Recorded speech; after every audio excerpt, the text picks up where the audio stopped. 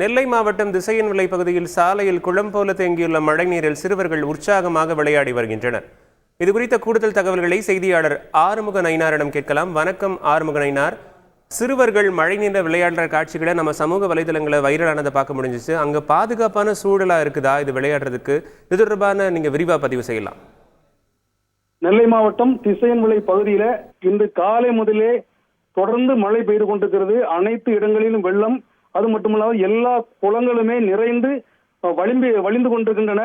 இந்த நிலையில திசையன்விளை பஜார் முழுதும் வெள்ளத்தில் மேர்ந்து கொண்டிருக்கூடிய சூழ்நிலையில உடன்குடி சாலையில் அமைந்திருக்கக்கூடிய நேர்ஜி திடல்ல இருந்து மன்னராஜா கோவில் பகுதி வரைக்கும் குளம்போல் நீர் தேங்கி இருக்கிறது.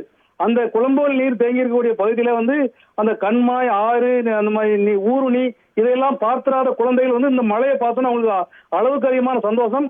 அந்த பகுதியில் இருக்கக்கூடிய அந்த நீர்நிலைகள்ல அவங்க குதிச்சு நீச்சல் அடிச்சு விளையாண்டுட்டு இருக்காங்க.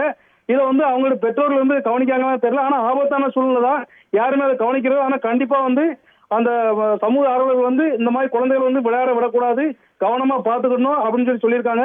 அதனால பெற்றோர்கள் இந்த மாதிரி குழந்தைகள் இந்த மாதிரி நீர்நிலைகள் விளையாடுறத ரொம்ப கவனமா பார்த்துக்கணும். எந்த வித பாதுகாப்பு இல்லாம இந்த குழந்தைகள் விளையாடுறாங்க.